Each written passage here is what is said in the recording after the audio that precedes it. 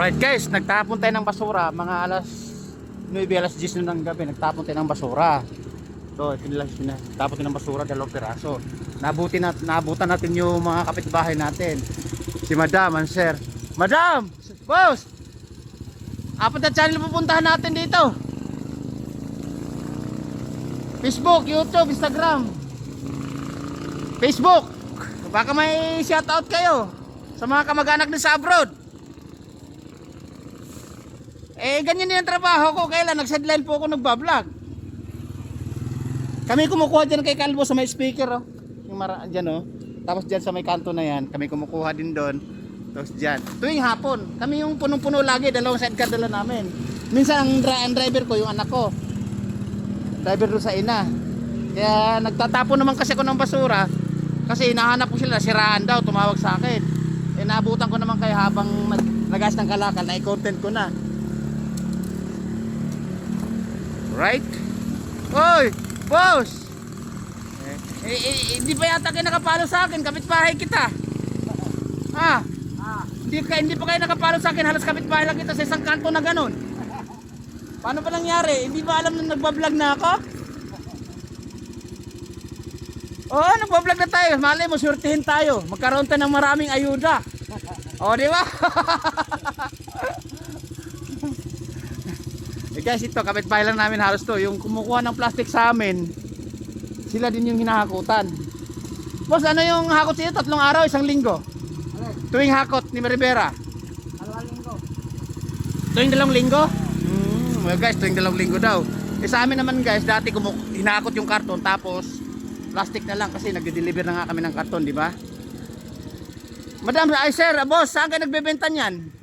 Pagka may mga kalakal na kayo?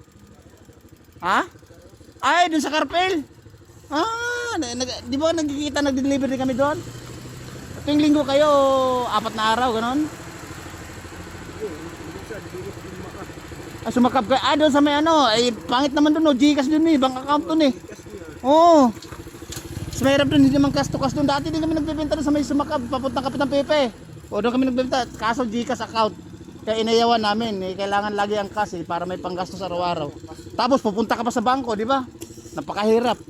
Lakad na naman yun, gasolina na naman yun. Kumbaga sa Gcash, doon ka nagbebenta, tapos minsan sa Carpel. Alright guys. Tuwing tuwing 4 na araw, 5 araw, 1 linggo? Kumbaga ipon-ipon lang din bago makailang biyahe kasi isang araw pa sa 1 linggo. Pakailang balik kasi 1 linggo. 2, minsan 2, 1. Ganun din ako. Kaya lang may trolley yung amin. Kaya nga tinan mo boss yung hulihan, mayroong may lagyan ng trolley ayun May kabitan. Kaya 2 biyahe, 3 biyahe madalas kami, 2 balik. Alright guys, pinakita ko lang sa inyo yung routine namin dito ng mga kakilala at kababayan natin. Routine na ginagawa nila sa araw-araw. Ito, halos ng kapitbahay ko to hindi nakapalo. Ang daya nyo talaga. Nakapalo. Nakapalo, subscribe mo ko. Subscribe, follow mo ko. May dala ka bang cellphone? Nako bawal kasi siguro mag-cellphone. Baka makarating ka ng Isabela, Davao. Baka siguro nako Oo boss, baka sakaling subscribe niyo ako Follow pagka wala kang dalang cellphone May dala ba kayong cellphone? Nasa bahay. Okay. Biyahirong mabunga nga, digsa sa news Tagalawang channel. Instagram, YouTube, Facebook, TikTok. Ayun. Alright guys, dito na lang kasi may susunduin pa ako. Boss, kaway-kaway. Kaway-kaway muna para ikaw bida. Ayun. Alright, boss, kaway-kaway ka muna para ikaw bida. Ayun. Alright guys. Ayan, mga kasamahan natin. Kapitbahay ko to. Ay, sir, saan kayo umuwi? Saan kayo umuwi lugar? Sakpa? Saan? Ay, di Masalang. Malapit lang pala. Alright guys, babu! Woo! Ikaw madam, di ka magkaway-kaway. Ayun, sa wakas. Bye-bye guys. Woo! Kaya susunduin ko pa yung nasira yung motor na tumawag sa akin. Alright? Babu!